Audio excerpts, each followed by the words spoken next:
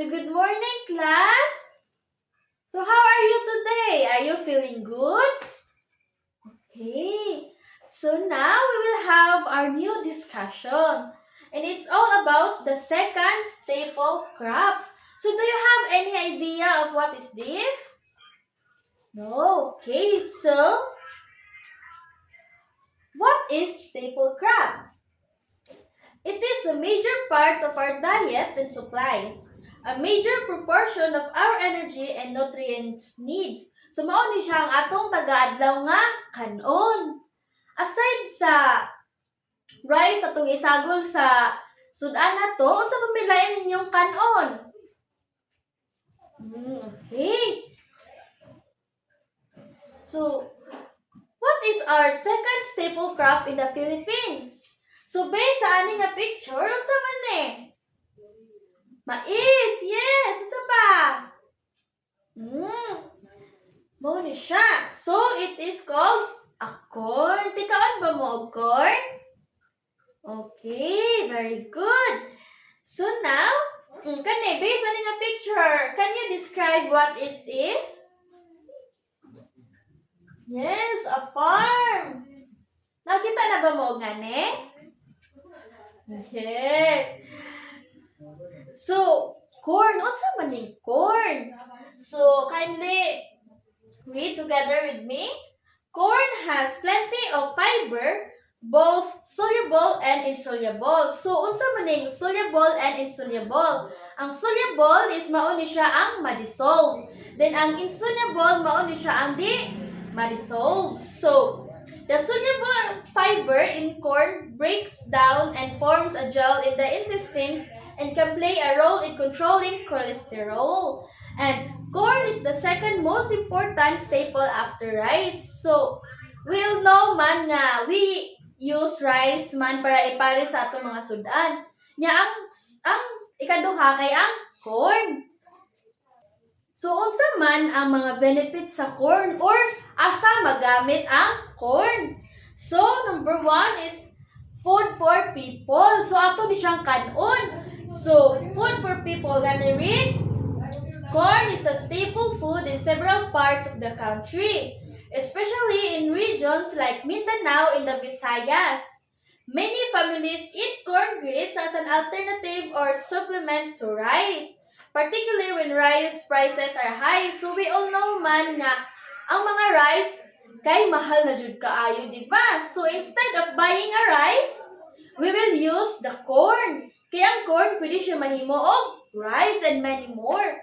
So common corn-based food includes corn grits, mais, binatog, mura ni siya og nilusa, then cornbread, and one of my favorite is ang corn coffee. Nakatry na ba mo ani? Wala pa. So you must tell your parents nga mo try ani kay lami jud siya class. Sunod, animal feed.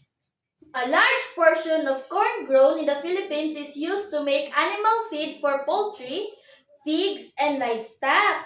This supports the country's chicken and pork industries, which are major sources of protein for Filipinos. So magamit din po siya sa panglawg sa mga animals, di ba? Mas makales pa jud ta kung magtanong ta og mga nganing mga mais. Sunod, livelihood for farmers.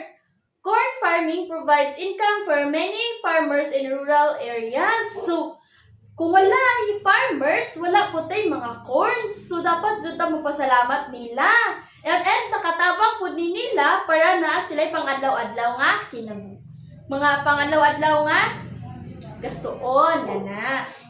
So, naay mga regions nga dagha na nga gapudos og daghan nga corn. Number 1 is the Cagayan Valley, Northern Mindanao, and Sac-Sargent. So, napang 4, food security. Corn helps the country maintain food security when there are shortage or high prices of rice. Corn becomes an important alternative food source. So mao jud nimo na unlike same sa ang giingon last nga kung mamahal na ang rice atong gamiton ng corn para mo ipuli nga mo isagol sa atong mga sudan. And nakatry naman ko ana, so lami jud siya class. So you must try it. Number 5 is raw materials for products.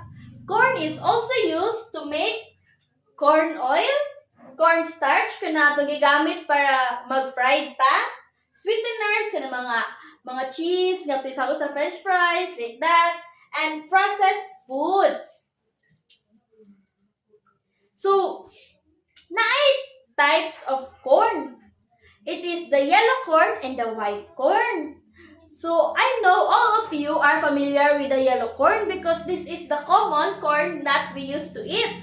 So, yellow corn, it is a popular, sweet, and nutrient-dense cereal grain often treated as a vegetable, known for its high fiber, antioxidants, and vitamin A and B complex. So, ang yellow corn, ang gamiton na to para maglutog popcorn, kanang sweet kanang corn nga naay cheese like that. Then naapoy white corn. So ang white corn is a widely cultivated pale kerneled variety of maize known for its tender, mildly sweet taste and buttery texture. So it is also eaten by people corn or corn rice. So mao ni siya ang white corn di ay mao'y gamiton para magama og rice. So, dapat ang rice nga mais, mao ni siya mga gagmay bitaw kayo class. Kakita na ba mo nga na? Okay, very good. So, nga na mo na ang corn rice. So, lami dyan na siya and mas makasave pag yun ta. So, muna itong gayong ganina, muna itong major corn producing region. So, number 1 is ang Cagayan Valley. And it is the one largest producers of corn in the country. So, dako kayo ni sila to. Sunod, ang Northern Mindanao, a major area for yellow corn production used for animal feed. Oh, so ang ilang yellow corn production, ilang gamito ni para ipanglawg sa mga animals. Pero ang uban, ilang kuning og kanon para sa mga tao. Next one is Sargent. Produces large amounts of corn, especially in South Cotabato and Sultan Kudarat. Naapod sila dito. Then, Ilocos region, farmers grow corn both for food and feed. So, next time, ganina, same song giingon ganina, nga ang corn, pwede siya malawg sa mga animals and pwede po siya kanon sa tao. And number 5 is the Western Visayas. Corn is also grown in provinces like Negros Occidental and Capiz. And also, naapot tay mga corn nga mga tanong ani sa Bohol. Makita ni muna sila sa mga lagyong dapit. That's all for the staple crop nga topic. So, sa man ninyong nasabtan? Do you have any questions, clarifications? If not, so let's proceed to our next topic. Karon, doon na po ta sa atong next topic. Manaman ta sa staple crop. So karon, mudong na po ta sa 3 major export crops. So do you have any idea kung unsa ni? Wala, okay. So, what is export crops? Export crops are crops grown to be sold to other countries, helping a nation earn money and support its farmer. So, mauni siya ang mga fruits nga atong ibaligya sa ubang country para makakwarta ta. So, unsa kahani nga mga fruits? So, guess what's in the picture? So, can they guess kung unsa ni? Yes, pinya, pineapple. Tikaon ba mo ani? Yes. Sunod ang banana. And gani? Coconut, yes. Daghan ba mo coconut sa inyo, ha? Oh, yeah, very good. So, let's go to the pineapple. It is a tropical fruit rich in vitamin C, manganese, and fiber, offering immune support, improved digestion, and reduce inflammation due to its unique enzyme or bromelain. So, ang pineapple, daghan ka na siya benefits nato, no? Nakaila ba mo ng company nga Del Monte? Di ba, tigkuan na sila pineapple, daghan ka na sila mga product nga gikan sa pineapple. Ay ang pineapple daghan po tag mga nutrients nga makuha ani. Then, so pineapple is grown in Bukidnon and South Cotabato. And ang famous brands, like I said earlier, is the Del Monte, ay naa pa po ang Dole. Mao ni siya ang mga company nga gagamit og pineapple. Next one, a banana. A banana is a tropical fruit that grows on large herb plants. It is a sweet, nutritious, and commonly eaten fresh or cooked in many Filipino dishes. Tig-eat ba mo og banana? Yes, so kita jutanan ganahan og banana, di ba? Nabawi banana sa inyong natad, sa inyong backyard? Okay, So, Mindanao is the main banana region. So, daghan po ni sa Mindanao. Pero naa po ni siya sa Bohol. Pero ang main ani kay sa Mindanao. And Japan is the biggest buyer of Philippines banana. So, kana kay ang taga Japan mubay sila og banana diri nato and maka-kwarta ang Pilipinas. So, there are types of banana. The Cavendish banana, commonly exported and sold in supermarkets. Kana makita sa mga supermarkets. And Lakatan banana. It is a sweet banana popular for eating fresh. Next one is Latandan banana. Smaller and slightly tangy sweet.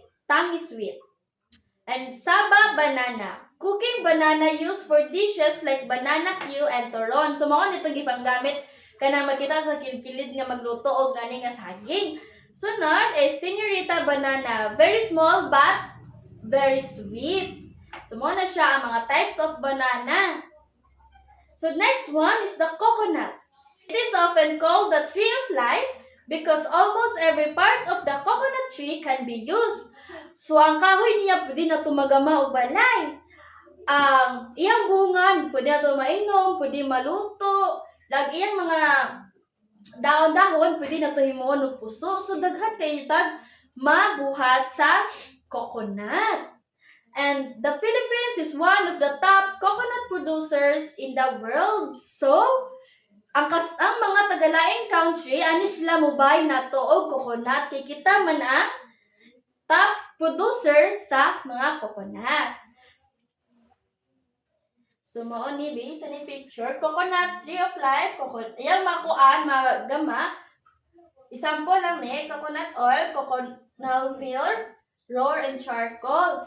Then sa bananas, fresh bananas, chips, muna siya to, ma-deliver siya sa Japan. And the pineapples, pineapple juice, canned pineapple, Del Monte, or Dole.